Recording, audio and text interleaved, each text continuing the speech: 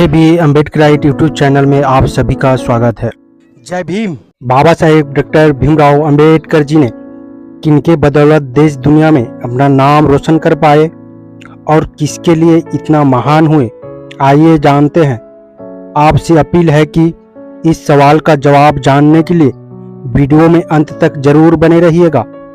तो चलिए वीडियो को शुरू करते हैं। मेरे पिताजी शिक्षक थे। ईस्ट इंडिया कंपनी सरकार का एक अच्छा नियम था, आगे उसका पालन नहीं हुआ। उसे हमारा दुर्दैव कहिए। नियम ये था कि कंपनी सरकार की सेना में सैनिकों को शिक्षा अनिवार्य थी।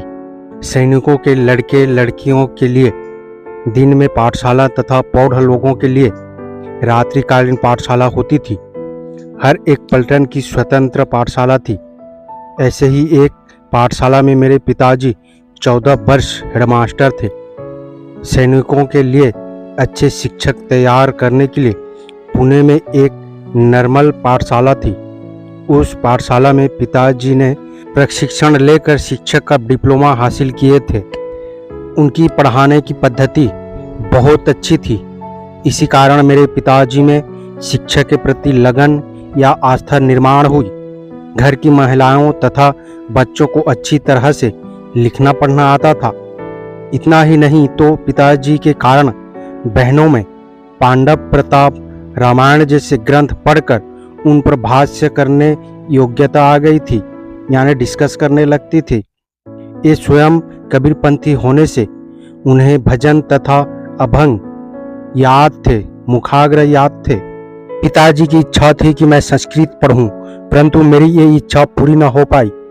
उसका कारण ये हुआ कि मेरा बड़ा भाई सतारा में कक्षा 4वीं में था। उसकी इच्छा थी कि वो संस्कृत पढ़कर अच्छा विद्वान बने, परंतु संस्कृत के शिक्षक ने अछूत विद्यार्थियों को संस्कृत पढ़ने से इनकार किया। शिक्षक के दुराग्रह के कारण भाई को विवश होकर पर्शियन भाषा लेनी पड़ी। ये शिक्षक कक्षा में हमारा तिरस्कार करता था, जिसमें हमारा मन हतोत्साहित होता था। मैं जब कक्षा 4 में गया तब संस्कृत शिक्षक की कुत्सित भावना में से अच्छी तरह से वाकिफ था। परिणामतः मुझे पर्शियन भाषा लेनी पड़ी। मुझे संस्कृत भाषा का अभिमान है।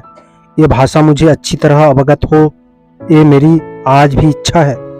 आज मैं अपनी मेहनत से संस्कृत पढ़ सकता हूँ, समझ सकता हूँ, परंतु उसमें प्रवीणता हासिल हो, मेरी ये हार्दिक इच्छा है। वो शुभ दिन कब आएगा? मैंने पर्शियन भाषा की अच्छी तरह से अध्ययन किया है, पढ़ाई किया है। मुझे 100 में से 90 या 95 अंक मिलते थे। फिर भी ये कबूल करना होगा कि संस्कृत साहित्य के आगे पर्शियन साहित्य फीका है।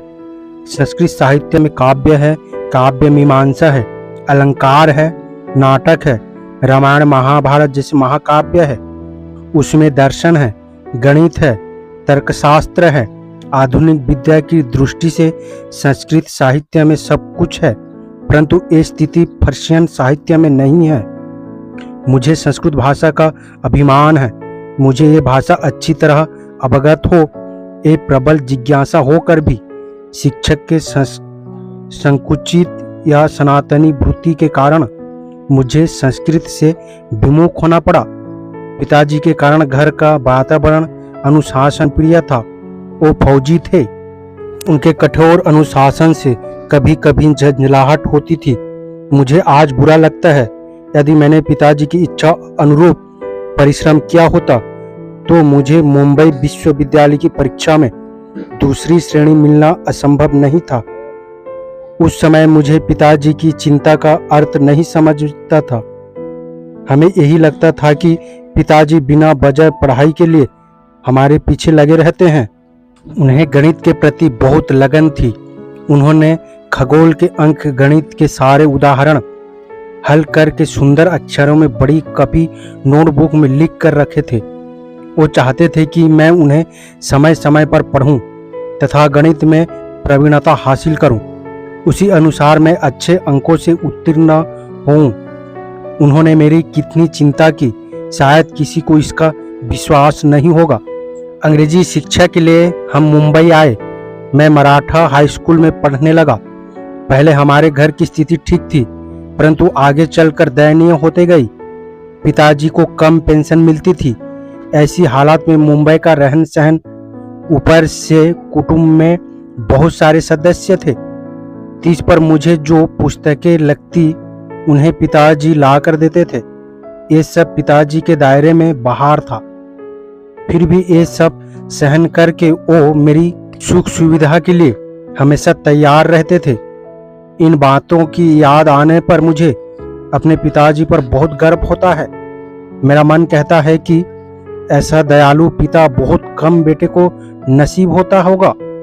मेरे अल्हड़ स्वभाव के कारण उस समय मुझे मेरे स्नेही पिता की कीमत नहीं समझ में आई थी। मुझे पहले से ही पढ़ाई को अनदेखा करते हुए दूसरी पुस्तक पढ़ने का शौक था।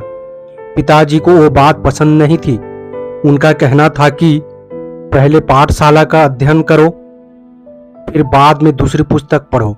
उन्हें मराठी की तरह उन्हें अंग्रेजी पढ़ाने का बहुत शौक था। वो मुझे हमेशा कहते थे, हार्वर्ड मुखाग्र कंठस्थ करो। उसी तरखड़कर की भाषांतर पाठमाला की 3 पुस्तकें मुझसे याद करवा ली थी। मराठी भाषा के शब्द का उचित अंग्रेजी प्रतिशब्द ढूंढकर निकालना तथा उचित स्थान पर उपयोग करने की कला पिताजी ने सिखाई थी। मैं अंग्रेजी अच्छी बोलता हूँ तथा लिखता हूँ। मुझे लगता है ऐसे मेरी ख्याति है, परंतु योग्य शब्द का सही उपयोग करना मुझे पिताजी ने सिखाया था। ऐसा मुझे किसी शिक्षक ने नहीं सिखाया था। तरखड़कर की पुस्तक से उल्टे उल्टे शब्द पूछकर वो मेरे ज्ञान की परीक्षा लेते थे। वैसे ही अंग्रेजी वाक्य प्रयोग तथा योग्य भाषा शैली का उपयोग मुझे उन्हीं ने ही सिखाया था। उम्मीद करता हूँ आपको सवाल का जवाब मिल गया होगा। इस वीडियो को समझ गए हैं तो अपने परिवारजनों को, दोस्तों को शेयर जरूर करें ताकि उन्हें भी पता चल सके की जानकारी हो सके। बाबा साहेब डॉक्टर भीमराव अंबेडकर जी ने किन परिस्थितियों से गुजर के किस टाइप की कपड़े पहनते हुए गंभीर छुआछूत झेलकर पानी पीने तक का भी अधिकार नहीं था, उस समय उन्होंने समाज और मनुवादी व्यवस्था से टकराते हुए पढ़ाई लिखाई करके देश और दुनिया में महान हो गए। ऐसे महान मानवों को कोटि कोटि नमन। मेरा आप सभी बहुजन समाज मूल्यवासी अम्बेडकरवादियों से अपील है, हम अपने समाज को जागरूक करने के लिए बहुत मेहनत करते हैं और अंबेडकर विचारधारा वाले वीडियो को लाते रहते हैं। आपकी एक सब्सक्राइब हमारे हौसले को बुलंद कर हमें दोगुनी हौसला प्रदान करता है, मजबूत करता है। इसलिए आप सभी से गुजारिश है कि हमारे चैनल को सब्सक्राइब करके हमें सपोर्ट जरूर करें ताकि हम अगले नए वीडियो डालें तो आप तक नोटिफिकेशन जा सके और कुछ महत्वपूर्ण जानकारी मिल सके। धन्यवाद। जय भीम, जय संविधान, जय मूल निवासी।